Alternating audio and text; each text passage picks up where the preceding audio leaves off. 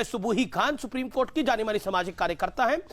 मैं सुबुही खान का रुख करता हूं। सुबुही खान, हैरान हूं मैं इस बात पे हूं, ट्विटर पर अगर कोई कवर फोटो में लिख दे कि हिंदुत्व को जला दो, आदमी का नाम पता हो ना पता हो, किसी भी धर्म के बारे में लिख दे, हिंदुत्व क्यों छोड़ दीजिए, किसी भी धर्म के बारे में लिख दे, आदमी बोलेगा नहीं ये तो गलत है।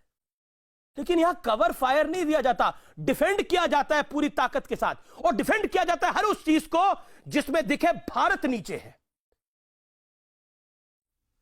चाहे वो स्वरा भास्कर हो, स्मॉल टाइम एक्टर, चाहे वो उमर खालिद हो, चाहे वो ये हो, चाहे वो कन्हैया कुमार हो, ये लोग इस देश के लिए कैंसर से भी खराब है, कैंसर से भी खराब है। अमीश, आपके चैनल के माध्यम से मैं सारे देशवासियों को सबसे पहले तो ये चीज बार बार क्लियर करती हूँ कि हिंदू कोई धर्म नहीं है। हिंदू मतलब भारतीय संस्कृति।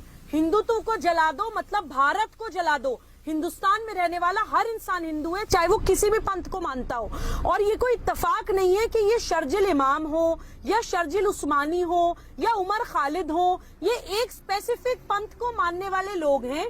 ये द्विराष्ट्रवाद की उस मानसिकता पे चलने वाले लोग हैं जिन्होंने हमारे देश का विभाजन किया था। ये वो आस्तीन के सांप हैं जिनको राजनीतिक संरक्षण में आज तक हमारे देश में दूध पिलाया गया है। ये वो सपोले हैं जिनको फन उठाने से पहले उनका फन कुचल देना चाहिए था, जो नहीं किया गया।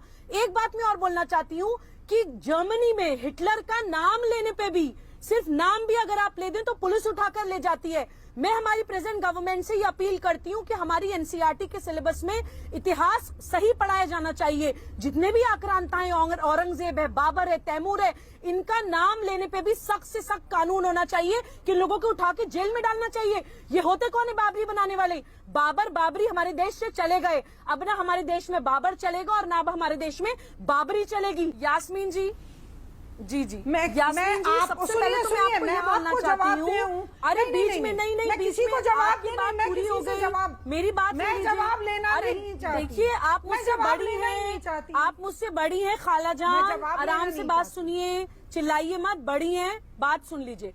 आपने बोला मस्जिद वही हो सकती है जो या तो दान की हुई जमीन पे बने या फिर खरीदी हुई जमीन पे बने। मस्जिद वही हो सकती है जहाँ पे नमाज हो सकती हो, किसी की हक तलफी की जगह पे खून बहा के किसी का ऑलरेडी एग्जिस्टिंग स्ट्रक्चर को ढहा के बनाई हुई मस्जिद नहीं कहलाती, विवादित ढांचा होती है।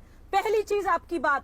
दूसरी बात मैं ये बोलना चाहती हूँ कि किसी भी कंट्री में आक्रांताओं को ग्लोरीफाई नहीं किया जाता। ये हमारे ही देश में होता है कि हम लोगों की ब्रेन वॉशिंग बचपन से ऐसी करी गई है कि मुगल आक्रांताओं को ग्लोरीफाई करके हमें पढ़ाया जाता है और उन्हीं के नक्शे कदम पे चलते हैं ये आजकल के आपके मुसलमान लड़के जो द्विराष्ट्रवाद की थ्योरी पे चलना चाहते हैं। ये पाकिस्तान परस्त मानसिकता है। आपको उनके खिलाफ बोलना चाहिए। मुसलमान लड़कों को वो गुंडा बनाना चाहते हैं, आप वो मानसिकता प्रमोट करना चाहती हैं, आप वो मानसिकता प्रमोट करना चाहती हैं।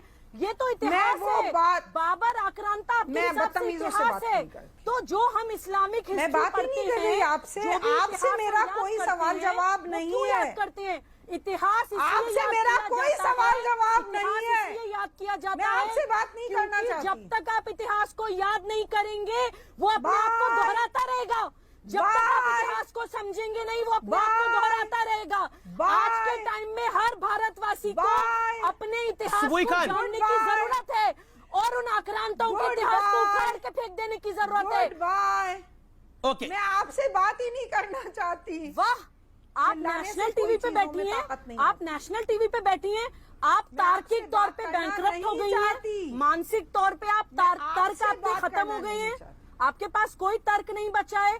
आप मुसलमान बच्चों को गुंडा बनाना चाहती हैं, आप मुसलमान बच्चों को आतंकवादी बनाना चाहती हैं।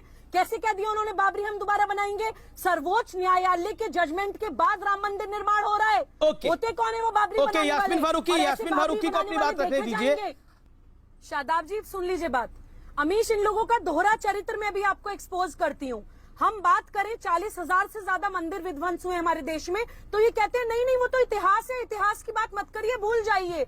और 1992 में एक विवादित ढांचा विध्वंस का रोना ये रोज बैठकर रोते हैं। हम कहते हैं चलिए 1990 के कश्मीरी पंडितों की बात कर लीजिए, ज्यादा पहले नहीं जाना चाह रहे हैं तो नहीं नहीं कश्मीरी पंडितों की बात मत करिए, वो भी इतिहास है।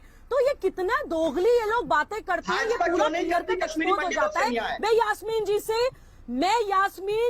से एक बात पूछना चाहती हूँ, अगर उनको एक विवादित ढांचा विध्वंस का इतना अफसोस है तो 40,000 से ज्यादा मंदिर विध्वंस का कितना अफसोस है? आज नेशनल टीवी पे मैं आपसे एक भारतीय ये सवाल पूछ रही हूँ, और उसके खिलाफ हमें क्या करना चाहिए? क्या झंडा परचम आप बुलंद करेंगी मंदिर विध्वंस के खिलाफ, जो आपके भारत के खिलाफ इस देश में हजारों साल तक चलाया गया? ओके, साजिद रशीदी, जवाब तो अभी वकील साहब फरमा रहे थे, अभी वकील साहब फरमा रहे थे कि साहब तो अरे चुप रहिए मैडम, बात करने दीजिए, चुप रहिए आप। आपको कौन नहीं जानता, सब जानते हैं आपको। सुनिए, एक विवादित सुनिए, सब जानते हैं आपको। नजर में आप तोड़ना, आपको मैं हिंदू न मुसलमान आपको डाउन करिए, एक समय ब्रेक लेकर रहो।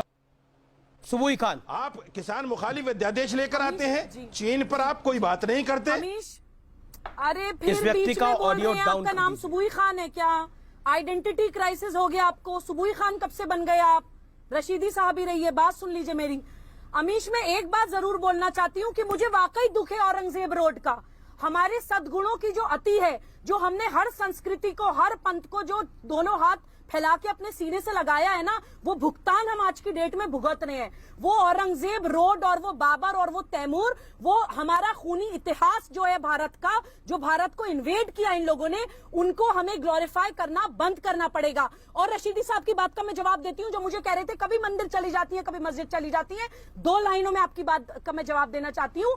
कहीं मंदिर कहीं मस्जिद की तख्ती हम लगा बैठे, हमें ये क्या बनाना था, ये हम क्या बना बैठे। परिंदों के शहर में फिरका परस्ती नहीं मिलती, कभी मंदिर में जा बैठे, कभी मस्जिद में जा बैठे। मैं वो हूँ, मैं अपने आप को सनातनी मानती हूँ। आपकी तरह कट्टर मानसिकता लेके जिंदगी जीने की ना मुझे आदत है, ना कभी मैं जी सकती हूँ। मैं अपनी जिंदगी की आखिरी सांस तक अपने भारत के साथ खड़ी हूँ। अगर आपकी नजर में इस्लाम का मतलब आतंकवाद है, तो मैं बिल्कुल नहीं हूँ उनके साथ, मैं उनके खिलाफ खड़ी हूँ और उनके खिलाफ बोलती रहूंगी। ओके, आपको जितने सर्टिफिकेट बांटने आप बांटिए।